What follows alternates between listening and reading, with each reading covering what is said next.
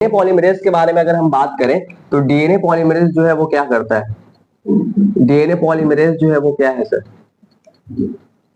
DNA polymerase बाबू main enzyme था, याद हो अगर आपको तो। ये क्या है?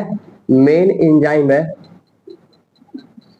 For DNA replication, for DNA replication. DNA replication के लिए ये क्या है बाबू? मेन एंजाइम होता है। क्लियर है? ये डीएनए रेप्लिकेशन को दो चीज की रिक्वायरमेंट होती है काम करने के लिए। दो चीज की इसे क्या होती है बाबू? रिक्वायरमेंट होती है काम करने के लिए। ये बात एकदम क्लियर है? दो चीज की रिक्वायरमेंट होती है। अल्हम्दुलिल्लाह बोल दो ना, कम से कम हट जाएगा। टू रिक्वायरमेंट होती है, ठीक है। डीएनए पॉलीमरेज जो है हमारा, ये क्या होता है? मेन एंजाइम होता है डीएनए रेप्लिकेशन का। दो रिक्वायरमेंट होता है इसका। इसको क्या चाहिए? दो चीज चाहिए। एक इसको चाहिए डायरेक्शन, इसको काम करने के लिए एक क्या चाहिए? डायरेक्शन चाहिए। डीएनए जो सिंथेसिस होता है वो हमेशा किस डायरेक्शन में होता है? 5 प्राइम टू 3 प्राइम डायरेक्शन में होता है। और जो न्यू न्यूक्लियोटाइड आके जुड़ता है वो कहाँ पे जुड़ता है? बता देगा कोई?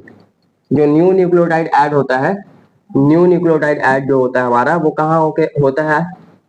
न्यू न्यूक्लियोटाइड किस एंड पे होता है बताओ? New nucleotide add always at 3' and, है ना। न्यू न्यूक्लियोटाइड जो है वो हमेशा कौन से एंड पे हम लोग ऐड करते हैं? 3 प्राइम एंड पे या फिर 3' एंड पे हम लोग क्या करते हैं? न्यू न्यूक्लियोटाइड को ऐड करते हैं। डायरेक्शन क्या है? डायरेक्शन है 5 प्राइम टू 3 प्राइम। मतलब डीएनए सिंथेसिस जब भी करेंगे तो कहां से कहां करेंगे? 5 प्राइम टू 3 प्राइम। और जो नया न्यूक्लियोटाइड आके हम जोड़ते जाएंगे वो कहां जोड़ेंगे बाबू? 3 प्राइम पे जोड़ेंगे। क्लियर है? न्यू न्यूक्लियोटाइड जो हम आके जोड़ेंगे वो कहां आके जोड़ेंगे? 3 प्राइम। पहला बात याद होना चाहिए। दूसरा, हमें किस चीज की रिक्वायरमेंट होती है? प्राइमर की रिक्वायरमेंट होती है। किसकी रिक्वायरमेंट होती है? प्राइमर। अगर आपको याद हो तो प्राइमर जो है वो कुछ नहीं होता है। प्राइमर जो है आरएनए का एक टुकड़ा होता है। आरएनए का क्या होता है? पीस होता है, जिसको लाता है कौन है? आरएनए पॉलीमरेज लाता है। कौन लाता है बाबू? RNA polymerase. आरएनए पॉलीमरेज क्या करता है? लाता है किसको? तुम्हारे आरएनए के इस पीस को, जिसे हम लोग क्या कहते हैं? प्राइमर कहते हैं। इसी आरएनए पॉलीमरेज का दूसरा नाम क्या होता है? प्राइमेज होता है। क्या नाम होता है? प्राइमेज होता है। यहां तक क्लियर है एकदम? देखो, ये जो प्राइमर आया ना बाबू, ये प्राइमर क्या है? आरएनए का टुकड़ा है। क्या है? आरएनए का टुकड़ा। क्लियर? ये प्राइमर क्या है तुम्हारा? आरएनए का टुकड़ा, यानी कि आरएनए का एक पीस है। इस प्राइमर को इसलिए लाते हैं क्योंकि ये सिर्फ और सिर्फ सपोर्ट देता है ना। ये क्या देता है? सपोर्ट देता है कि आप डीएनए सिंथेसिस आगे कीजिए। क्लियर है? इस आरएनए का जो टुकड़ा है, इसको किस लिए लाते हैं? क्योंकि ये सपोर्ट देता है कि क्या कर पाए हम लोग? आरएनए सिंथेसिस जो है आगे बढ़ा पाए। क्लियर है? डायरेक्शन हमको पहले में लिया था, उसके बाद हमको क्या चाहिए होता है? प्राइमर। ये प्राइमर जो आरएनए का पीस है, उसको कौन लाता है? आरएनए पॉलीमरेज लाता है। कौन लाता है? RNA polymerase. और आरएनए पॉलीमरेज का दूसरा नाम क्या है? प्राइमेज है। क्या नाम है? प्राइमेज। क्लियर है यहां तक? कोई दिक्कत? अब यहाँ पे देखो, जब हम लोग डीएनए को ओपन करते हैं तो क्या बनता है? रेप्लिकेशन फॉर्क बनता है। पढ़ा चुके हैं ना। जब हम लोग डीएनए को खोलते हैं तो क्या बनता है? रेप्लिकेशन फॉर्क बनता है। तो क्या लिखा हुआ है कि सिंस बोथ टेम्पलेट कॉम्प्लीमेंट्री, दोनों जो टेम्पलेट है वो कॉम्प्लीमेंट्री होता है, इस वजह से हमको डीएनए रेप्लिकेशन जो है अपोजिट डायरेक्शन में करना पड़ता है। मतलब देखो, यहाँ 5 प्राइम है ना, तो 5 प्राइम से 3 प्राइम इधर आएगा, तो 5 प्राइम से 3 प्राइम इधर गया। क्लियर है? और यहाँ 3 प्राइम से तुम्हारा 5 प्राइम हुआ, तो यहाँ 5 प्राइम से 3 प्राइम। क्लियर है एकदम? तो हमको डीएनए रेप्लिकेशन जो है वो किस डायरेक्शन में करना पड़ता है? Opposite direction. एक अगर 5 प्राइम टू 3 प्राइम है तो दूसरा क्या होगा तुम्हारा? इधर से होगा, है ना। 5 प्राइम टू 3 प्राइम इधर से होगा। क्लियर है? सामने नहीं आएगा, मतलब 5 डैश के सामने 5 डैश नहीं आएगा। याद रखना इस बात को, ठीक है। अपोजिट डायरेक्शन में होता है। उसके बाद हमने क्या किया कि प्राइमर को ऐड किया, है ना। उसके बाद हमने क्या किया बाबू? प्राइमर को ऐड किया। इस वाले स्टेप में हमने क्या किया? प्राइमर को ऐड किया। ये जो तुम ब्लू कलर के देख रहे हो, ये क्या है? प्राइमर है। ये क्या है बाबू? प्राइमर है। और प्राइमर क्या होता है? आरएनए का टुकड़ा होता है। प्राइमर क्या होता है? आरएनए का टुकड़ा होता है। ये जो प्राइमर है आरएनए का टुकड़ा, ये क्या करेगा हमारे पास? ये क्या करता है? ये हेल्प करता है कि हम आगे न्यूक्लियोटाइड को जोड़ पाए। ये हेल्प करता है किसमें? कि हम आगे न्यूक्लियोटाइड को क्या कर पाए आपको? जोड़ पाए। तो ये प्राइमर जो है, अच्छा अब सवाल ये उठेगा कि ये प्राइमर आप यहाँ पे क्यों नहीं लगाया है? देखो क्यों नहीं लगा है, क्योंकि देखो हमको क्या करना होता है, जो नया न्यूक्लियोटाइड है वो कहाँ हम लोग जोड़ते हैं, 3 प्राइम एंड पे। मतलब कि 5 के सामने जो है वो 5 के सामने हम 3 लेंगे अगर, तो जो नया न्यूक्लियोटाइड जोड़ेंगे तो वो बाहर की तरफ चला जाएगा, वहां हमको बनाना ही नहीं है। डीएनए रेप्लिकेशन का मतलब होता है डीएनए का कॉपी इसके सामने ही बनेगा, है ना, तभी तो बेस पेयरिंग हो पाएगा, तभी तो बॉन्ड जुड़ पाएगा वापस से। समझिए आप बात। तो यहाँ पे इसलिए हम लोग क्या करते हैं, यहाँ से नहीं लेते हैं, यहाँ से लेते हैं हम लोग। ठीक है, इस तरह से देखो हमने क्या पढ़ा है कि 3 प्राइम पे जो है ना हमारा जो नया न्यूक्लियोटाइड है वो क्या होता है, ऐड होता है। 3 प्राइम पे हमारा जो नया न्यूक्लियोटाइड है वो क्या होता है, ऐड। तो यहाँ से हम क्या करेंगे, नए न्यूक्लियोटाइड को ऐड करते चलेंगे, और यहाँ से हम क्या करेंगे, नया न्यूक्लियोटाइड को ऐड करते चलेंगे। क्लियर है यहाँ पे। तो यहाँ पे हमने क्या किया है, प्राइमर को ऐड किया है। प्राइमर को क्या किया है, ऐड। प्राइमर का मतलब एकदम क्लियर है, प्राइमर का मतलब क्या होता है, आरएनए का टुकड़ा। आरएनए का टुकड़ा क्या कहलाता है, प्राइमर कहलाता है। अब उसके बाद क्या हुआ, यहाँ पे मैंने क्या किया बाबू, न्यूक्लियोटाइड लगातार ऐड कर दिया। 3 प्राइम एंड पे कर रहे हैं ना, यहाँ 5 डैश था, इधर 3 डैश था, इधर देखो ये 5 डैश था, यहाँ 3 डैश था। 3 डैश से लगातार हमने क्या किया, न्यूक्लियोटाइड को ऐड कर दिया। फिर वैसे ही हमने यहाँ पे क्या किया कि 3 डैश, यहाँ पे 5 डैश था, यहाँ पे 3 डैश होगा, यहाँ पे 3 डैश से लगातार हमने क्या किया है, न्यूक्लियोटाइड को ऐड कर दिया। इस तरह से हमने इतना डीएनए का रेप्लिकेशन कर लिया। अब हम लोग डीएनए को और खोलेंगे, डीएनए को अब हम लोग और खोलेंगे, डीएनए ओपन अगेन। डीएनए को हम लोग क्या करेंगे, और खोलेंगे। जब हम लोग डीएनए को और खोलते हैं तो हमको क्या करना पड़ता है, मतलब इतना का हम किए हुए थे पहले से, इतना का डीएनए रेप्लिकेशन हम किए हुए थे, इतना का करना है। तो इसमें तो देखो, इसमें तो 3 प्राइम एंड यहाँ पे हमको रहेगा, 3 प्राइम एंड यहाँ पे रहेगा, तो हम 3 प्राइम एंड पे लगातार न्यूक्लियोटाइड जोड़ते हुए आगे बढ़ जाएंगे। लेकिन यहाँ पे तुम देखना, यहाँ पे हमको यहाँ तक बना हुआ था ना, तो यहाँ पे 5 प्राइम एंड है, तो यहाँ पे क्या हम न्यूक्लियोटाइड जोड़ सकते हैं, नहीं। इसलिए हमने क्या किया, वापस से एक प्राइमर को लगाया। समझे, समझे। देखो यहाँ पे मान लो हम इतना पहले वाले में किए हुए थे, ठीक है, इतना पहले वाले में किए हुए थे, तो ये जो प्राइमर लगाया था वो है, और जो न्यूक्लियोटाइड लगाया था वो था। यहाँ पे प्राइमर जो लगाया था वो था, और जो यहाँ पे न्यूक्लियोटाइड लगाया था वो था। 3 प्राइम एंड पे हम कहते हैं, हम जानते हैं कि 3 प्राइम एंड पे हमेशा न्यूक्लियोटाइड जुड़ता है, ठीक। इसका 3 प्राइम एंड आके यहाँ खत्म हो गया, अब इधर को हम आगे जोड़ेंगे नहीं, है ना। तो और हमको पीछे से जोड़ना है, तो वापस से हमको क्या लगाना होगा, प्राइमर लगाना होगा। समझे, इस वजह से यहाँ पे प्राइमर लगा। अच्छा यहाँ क्यों नहीं लगा, क्योंकि यहाँ पे 3 प्राइमर यहाँ है, और यहाँ से हम आगे जोड़ सकते हैं, तो यहाँ पे प्राइमर नहीं लगा है। क्लियर है, कोई दिक्कत। अच्छा, अब जो जिस एंड पे जो प्राइमर, जो जिस एंड पे प्राइमर बार बार लगा है ना, इसे हम लोग कहते हैं क्या बाबू, इसे हम लोग कहते हैं डिसकंटिन्यूअस स्ट्रैंड। इसे क्या कहते हैं हम लोग, ये जो है ना, इसे हम लोग क्या कहते हैं, डिसकंटिन्यूअस स्ट्रैंड कहते हैं, डिसकंटिन्यूअस स्ट्रैंड कहते हैं ना, डिसकंटिन्यूअस स्ट्रैंड या फिर डिसकंटिन्यूअस डीएनए सिंथेसिस। वहां पे जो डीएनए बन रहा है वो कैसे बन रहा है, डिसकंटिन्यूअस बन रहा है, मतलब लगातार नहीं बन रहा, लगातार नहीं ना बन रहा है। और इस स्ट्रैंड को हम लोग लैगिंग स्ट्रैंड कहते हैं, लैग हो के बन रहा है। क्या कहते हैं इसे, लैगिंग स्ट्रैंड। याद रखना, ये बहुत इंपॉर्टेंट है।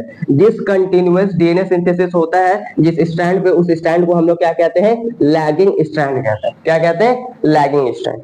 क्लियर है एकदम। और जिसपे कंटिन्यूअस जो हो रहा है, जिसपे क्या हो रहा है बाबू, कंटिन्यूअस हो रहा है ना, कंटिन्यूअस डीएनए सिंथेसिस, जिसमें लगातार डीएनए बनते जा रहा है, उसे हम लोग क्या कहते हैं, लीडिंग स्ट्रैंड कहते हैं। क्या कहते हैं बाबू, लीडिंग स्ट्रैंड कहते हैं। ये बहुत इंपॉर्टेंट है, जिसपे लगातार डीएनए बनते जा रहा है उसे हम लोग क्या कहते हैं, लीडिंग स्ट्रैंड। और जिसपे बार बार प्राइमर बन रहा है उसे हम लोग क्या कहते हैं, लैगिंग स्ट्रैंड। तो यहाँ पे क्या होता है, प्राइमर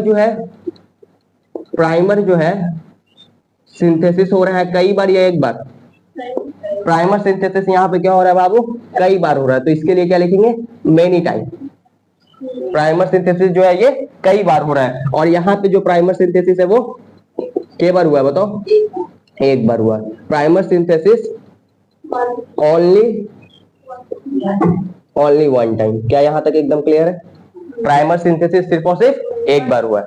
अच्छा, अगर डायरेक्शन की बात करें तो ये जो डीएनए बना रहा है वो कैसे बना रहा है, ये जो डीएनए बना रहा है ये स्टार्ट कर रहा है, देखो ये यहां से स्टार्ट कर रहा है ना, यहां से स्टार्ट कर रहा है। अच्छा, तुम अगर पिछले क्लास में देखो तो ऐसा ही एक रेप्लिकेशन फॉर्म पीछे भी था ऐसे, और बीच में हम क्या कह रहे थे, बीच में हमारे पास क्या होता है, ओरिजिन होता है ना, और एक रेप्लिकेशन फॉर्म किधर, और एक रेप्लिकेशन फॉर्म इधर, याद रहे। और बीच में क्या होता है हमारे पास, ओरिजिन होता है।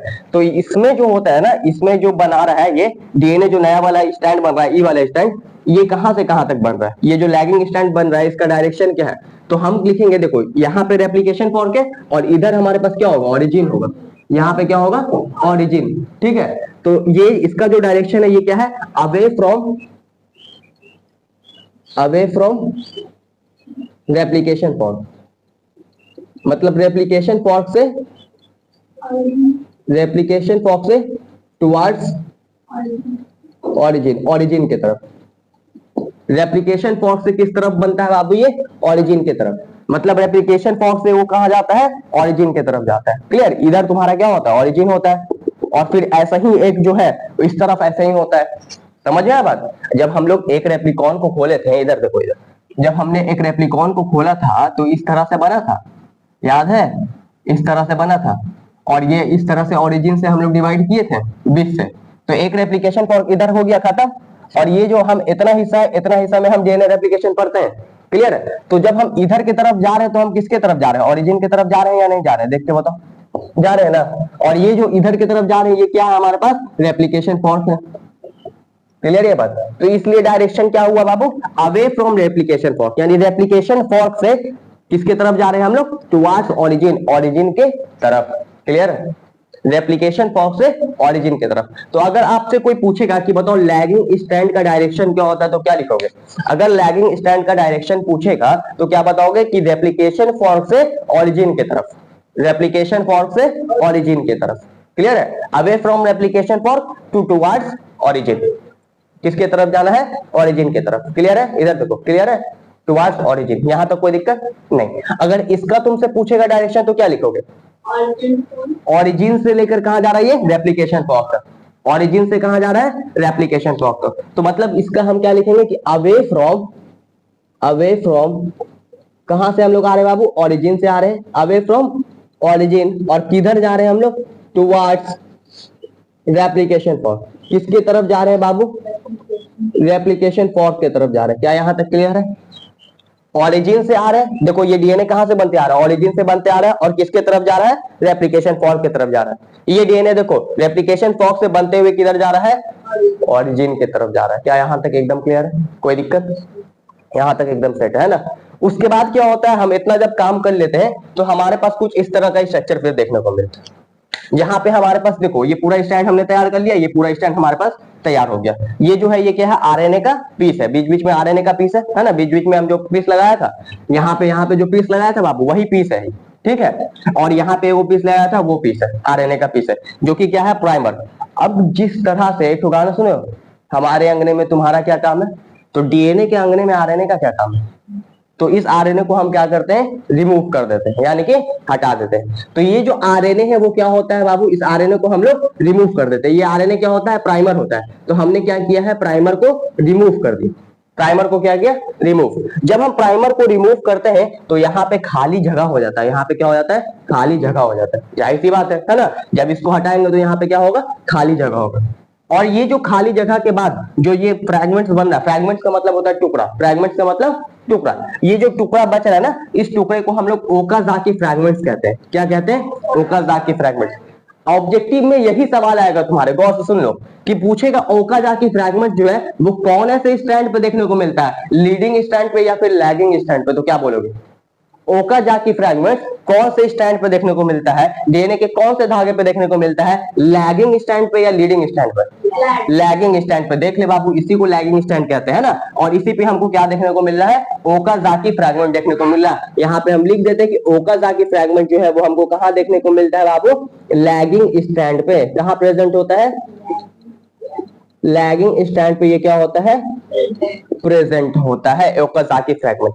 अब हमको ये खाली जगह को क्या करना होगा, भरना होगा। इस खाली जगह को भरता है एक एंजाइम जिसका नाम है डीएनए प्राइमेज, है ना। क्या नाम है, डीएनए पॉलीमरेज होगा। यहाँ पे रुक जाओ एक मिनट, यहाँ पे प्राइमेज नहीं, यहाँ पे पॉलीमरेज होगा,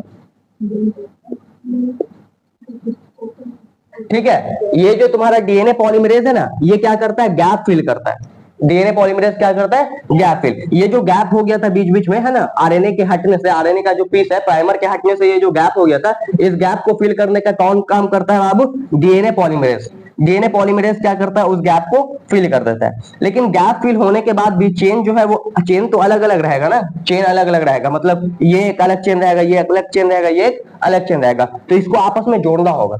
इन दोनों चेन को क्या करना होगा, आपस में जोड़ना होगा, ताकि पूरा एक स्टैंड हमारा बन पाए, समझे। तो उसको जोड़ने का काम करता है डीएनए लाइगेज, और ये बहुत इंपॉर्टेंट है, आपसे बहुत बार पूछा जा चुका है आपके एग्जाम में कि डीएनए लाइगेज क्या करता है। डीएनए लाइगेज डीएनए को जोड़ता है, डीएनए को जोड़ता है। ये बायोटेक में भी पढ़ोगे तुम लोग कि डीएनए लाइगेज क्या करता है, डीएनए को जोड़ता है। ये क्या करता है बाबू, इसके बारे में हम लिख देते हैं कि ये क्या करता है, डीएनए को जोड़ता है, डीएनए को जोड़ता है, डीएनए को ये क्या करता है, जोड़ता है। क्लियर है, डीएनए लाइगेज क्या करता है, डीएनए को जोड़ता है, ठीक है। डीएनए लाइगेज क्या करता है, डीएनए को जोड़ता है। तो यहाँ पे इसके मदद से, यानी डीएनए लाइगेज की मदद से हमने क्या किया, इन डीएनए को जोड़ दिया। जब इस डीएनए को हम जोड़ देते हैं तो हमारे पास ये एक पूरा कंप्लीट स्टैंड, एक हमारे पास कंप्लीट स्टैंड। इस तरह से हमने इस स्टैंड का कॉपी बना लिया, इस स्टैंड का कॉपी बना लिया, और जो हमारा डीएनए रेप्लिकेशन है वो क्या हो गया, डीएनए, अरे डीएनए, डीएनए रेप्लिकेशन जो है हमारा वो क्या हो गया बाबू, कंप्लीट हो गया। डीएनए रेप्लिकेशन कंप्लीट हो गया, खत्म हो गया डीएनए रेप्लिकेशन। क्लियर है यहाँ तक, कोई दिक्कत। रिपीट किया जाए, फिर रिपीट करते हैं। देखो हमारे पास डीएनए पॉलीमरेज होता है जो कि मेन एंजाइम होता है डीएनए रेप्लिकेशन के लिए। टू चीज की रिक्वायरमेंट होती है, एक डायरेक्शन, दूसरा प्राइमर। डायरेक्शन हमको ये बताता है कि हम जो डायरेक्शन है हमारा डीएनए सिंथेसिस का वो 5 प्राइम टू 3 प्राइम है, और 3 प्राइम पे हम नया न्यूक्लियोटाइड लाके जोड़ेंगे।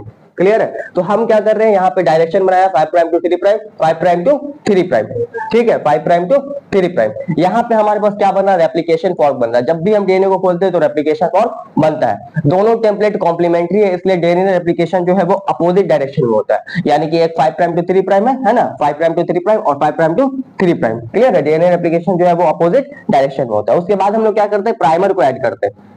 इसका डायरेक्शन का कहानी खत्म, डायरेक्शन हमको मिल गया 5 प्राइम टू 3 प्राइम, और नया न्यूक्लियोटाइड कहां जोड़ना है, 3 प्राइम पे। अब हम लोग क्या करते हैं, प्राइमर को ऐड करते हैं। प्राइमर क्या करता है, सपोर्ट करता है डीएनए सिंथेसिस को। बाद में इसको हम लोग हटा लेते हैं, देखा है ना, बाद में क्या करते हैं, हटा लेते हैं। यहाँ पे 3 प्राइम एंड पे हम क्या करेंगे, नया न्यूक्लियोटाइड जोड़ते चलेंगे, और यहाँ भी नया न्यूक्लियोटाइड 3 प्राइम एंड पे जोड़ते चलेंगे। ये तुम्हारा क्या है, प्राइमर है, जो कि आरएनए का टुकड़ा होता है। फिर उसके बाद हमने यहाँ पे नया न्यूक्लियोटाइड जोड़ दिया, और यहाँ पे भी नया न्यूक्लियोटाइड जोड़ दिया। अब इतना डीएनए का तो रेप्लिकेशन हो गया। अब हमको और डीएनए खोलना है और रेप्लिकेशन करना है, तो फिर हमने वापस से डीएनए खोला और रेप्लिकेशन किया, ठीक है। तो उसके बाद क्या हुआ कि हमको इस वाले स्टैंड पे प्राइमर वापस से लगाना पड़ा, क्योंकि यहाँ पे अगर हम रुक जाए, देखो अगर यहाँ पे हम रुक जाए यहाँ पे, तो ये 5 प्राइम एंड है, और 5 प्राइम एंड पे क्या हम न्यूक्लियोटाइड जोड़ पाएंगे, क्या इजाजत इसका मिला है, नहीं मिला है। तो इसलिए वापस से हमने क्या किया, प्राइमर लगाया, और प्राइमर लगा के इस तरफ हमने क्या किया है, आगे न्यूक्लियोटाइड को जोड़ा है। क्लियर, इस वजह से इस स्टैंड पे हम क्या करते हैं, 2 प्राइमर और मल्टीपल प्राइमर का सिंथेसिस करते हैं और मल्टीपल प्राइमर लगाते हैं। लेकिन यहाँ पे तो 3 प्राइम एंड है, तो इस पे हम क्या कर सकते हैं, आगे फर्दर जोड़ सकते हैं। इस वजह से इस स्टैंड को हम लोग क्या कहते हैं, लैगिंग स्टैंड कहते हैं, और इस स्टैंड को हम लोग क्या कहते हैं, लीडिंग स्टैंड कहते हैं। लैगिंग स्टैंड पे डिसकंटिन्यूअस होता है डीएनए का सिंथेसिस, रुक रुक के होता है, और लीडिंग स्टैंड पे कंटिन्यूअस होता है डीएनए का सिंथेसिस। क्लियर है, यहाँ पे प्राइमर जो है हम लोग क्या करते हैं, कई बार बनाते हैं, और यहाँ पे प्राइमर सिर्फ और सिर्फ एक बार बनता है। इसका डायरेक्शन की बात करें तो ये रेप्लिकेशन फॉर्क से, मतलब यहाँ से स्टार्ट होता है लैगिंग स्टैंड, यहाँ से स्टार्ट होता है और ओरिजिन की तरफ जाता है, ऐसे है ना, ऐसे जाता है, ठीक है। और इसका अगर डायरेक्शन की बात करें तो ये बाबू तुम्हारा ओरिजिन से स्टार्ट होता है और रेप्लिकेशन फॉर्क की तरफ आता है। क्या यहाँ तक क्लियर। उसके बाद हमने बात किया यहाँ पे, जब इसी को हमने उठा के अब यहाँ ले आए, यहाँ पे हमारे पास आरएनए का टुकड़ा, अब इस आरएनए के टुकड़े को हम हटाएंगे, तो प्राइमर को हमने क्या कर दिया, रिमूव। प्राइमर को रिमूव किया तो खाली खाली जगह बचा, और इस तरह से हमको फ्रैगमेंट दिखा। क्या दिखा, फ्रैगमेंट। इस फ्रैगमेंट को हम लोग ओकाजाकी फ्रैगमेंट कहते हैं। क्या कहते हैं, ओकाजाकी फ्रैगमेंट। ओकाजाकी फ्रैगमेंट जो है वो कौन से स्टैंड पे प्रेजेंट होता है, लैगिंग स्टैंड पे प्रेजेंट होता है। क्लियर है यहाँ तक। उसके बाद इस गैप को हम लोग क्या करते हैं, फिल करते हैं। गैप को फिल करते हैं हम लोग डीएनए पॉलीमरेज के मदद से। किस एंजाइम की मदद से, डीएनए पॉलीमरेज की मदद से गैप को हम लोग क्या करते हैं, फिल करते हैं। गैप फिल हो गया, लेकिन चेन जो है आपस में जुड़ेगा नहीं। चेन को जोड़ने के लिए हम लोग क्या करते हैं, डीएनए लाइगेज का इस्तेमाल करते हैं। जब डीएनए लाइगेज इस्तेमाल करते हैं तो चेन जुड़ जाता है। इस तरह से एक डीएनए से दूसरा डीएनए, एक डीएनए से दूसरा डीएनए हम लोग बना लेते हैं, और हमारा जो डीएनए रेप्लिकेशन है वो कंप्लीट हो जाता है। क्या क्लियर है यहाँ तक, कोई दिक्कत नहीं। अब थोड़ा सा डीएनए रेप्लिकेशन में हम लोग कंपैरिजन करेंगे प्रोकैरियोट और यूकैरियोट का, और सबस्ट्रेट पढ़ लेंगे, डीएनए रेप्लिकेशन के एक दो नाम पढ़ेंगे, उसके बाद डीएनए रेप्लिकेशन पूरे तरीके से आपका खत्म हो जाएगा पूरे डिटेल में। और ये सब जो पॉइंट है ना, ये सब पॉइंट से बोर्ड में कभी क्वेश्चन नहीं आएगा, मतलब कि away from replication fork towards origin, इससे नहीं आएगा। क्वेश्चन क्या आएगा सुन दो, क्वेश्चन ये पूछेगा कि जिस कंटिन्यूअस डीएनए सिंथेसिस जिस स्टैंड पे होता है उसे हम लोग क्या कहते हैं, lagging stand. Continuous DNA synthesis जिस स्टैंड पे होता है उसे हम लोग क्या कहते हैं, लीडिंग स्टैंड कहते हैं। ओकाजाकी फ्रैगमेंट कहां बनता है, लैगिंग स्टैंड पे। बस यही सब क्वेश्चन पूछेगा, ठीक है। मेन एंजाइम कौन है डीएनए रेप्लिकेशन का, डीएनए पॉलीमरेज।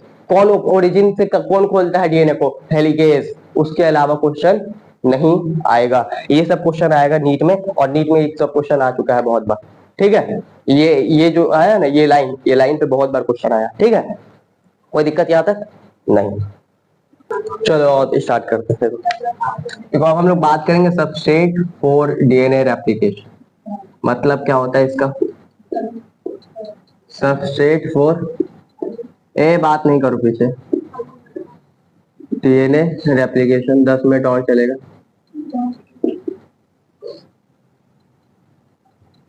क्या होता है देखो, हमारे पास इस तरह से क्या था रेप्लिकेशन फॉर्क, यहाँ पे आकर जो चीज स्टार्ट करवाता है ना डीएनए के सिंथेसिस को, उसी को हम लोग सबस्ट्रेट कहते हैं, और वो होता है डीएनटीपी। क्या होता है, डीएनटीपी। इसका फुल फॉर्म है डीऑक्सी न्यूक्लियोसाइड ट्राई फॉस्फेट। होता क्या है कि जब हम क्या करते हैं, इस तरह से मान लो हमारे पास नया न्यूक्लियोटाइड जोड़ते हैं, तो ये मान लो हमारा शुगर है, ये क्या है, शुगर है, और यहाँ हमारा फॉस्फेट जुड़ता है। क्या जुड़ता है, फॉस्फेट। तो इस ट्राई फॉस्फेट में टोटल 3 फॉस्फेट है। कितना फॉस्फेट है, 3 फॉस्फेट है। 3 में से सिर्फ और सिर्फ एक फॉस्फेट जो है वो आके जुड़ता है, बाकी का जो 2 फॉस्फेट है वो प्रोवाइड करता है एनर्जी को। वो क्या देता है, एनर्जी देता है, ताकि हम क्या कर पाए, डीएनए रेप्लिकेशन कर पाए, क्योंकि काम करने में एनर्जी भी चाहिए होता है, ठीक है। तो इसका डुअल रोल है। इसका क्या है बाबू, डुअल रोल है, 2 रोल है। एक रोल क्या है, पहला रोल की अगर हम बात करें तो ये क्या करता है, एक्ट एज सबस्ट्रेट की तरह काम करता है। और दूसरा रोल ये है कि ये प्रोवाइड करता है हमें क्या, एनर्जी प्रोवाइड करता है, हमें एनर्जी प्रोवाइड करता है। यहां तक क्लियर है एकदम। पहला रोल ये है हमारा कि ये सबस्ट्रेट की तरह काम करता है, और दूसरा रोल ये है कि ये एनर्जी प्रोवाइड करता है। क्लियर है। अब उसके बाद हम कुछ नाम बताते हैं, नाम ध्यान रखना। डीएनए पॉलीमरेज का दूसरा नाम क्या होता है, ये बहुत इंपॉर्टेंट है, कंफ्यूजन बहुत ज्यादा करता है बच्चे। डीएनए पॉलीमरेज का दूसरा नाम होता है डीएनए डिपेंडेंट डीएनए पॉलीमरेज। क्या नाम होता है, DNA dependent DNA polymerase. DNA polymerase का दूसरा नाम क्या है, डीएनए डिपेंडेंट डीएनए पॉलीमरेज। क्यों है इसका नाम ऐसा पड़ा, देखो हमारे पास टेम्पलेट क्या होता है, टेम्पलेट क्या होता है हमारे पास, डीएनए का ही होता है टेम्पलेट, है ना। जो ओल्ड डीएनए होता है वही तो टेम्पलेट था। और सिंथेसिस क्या हो रहा है हमारे पास, बन क्या रहा है, सिंथेसिस क्या करते हैं हम लोग, डीएनए ही बनाते हैं, डीएनए पॉलीमरेज का जो इस्तेमाल करते हैं। तो इस वजह से इसका नाम क्या हो रहा है, डीएनए डिपेंडेंट डीएनए पॉलीमरेज पर। क्लियर है, डीएनए डिपेंडेंट डीएनए पॉलीमरेज। दूसरा जो आपका होता है आरएनए पॉलीमरेज, जो आप पढ़ के आ रहे हैं, आरएनए पॉलीमरेज। इस आरएनए पॉलीमरेज का एक नाम तो आप पहले ही जानते हैं, प्राइमेज। क्या नाम जानते हैं बाबू, प्राइमेज। इसका दूसरा नाम होता है तुम्हारा DNA dependent RNA polymerase, DNA dependent RNA polymerase. ये बहुत इंपॉर्टेंट नाम है, याद रखिएगा, RNA polymerase.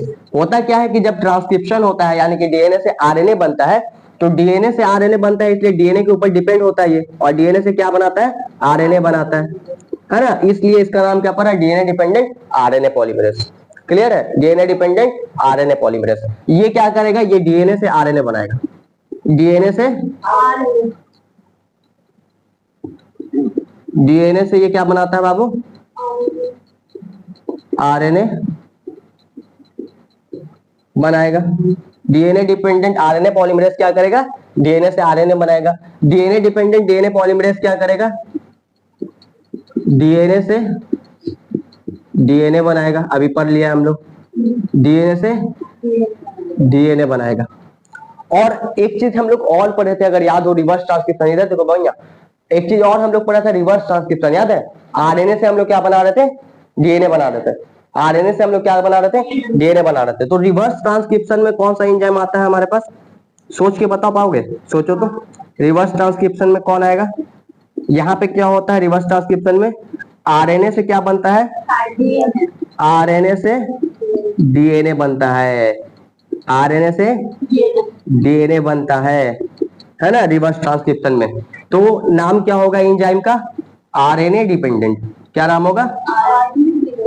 RNA dependent DNA polymerase. क्या नाम हो जाएगा बाबू? RNA dependent DNA polymerase.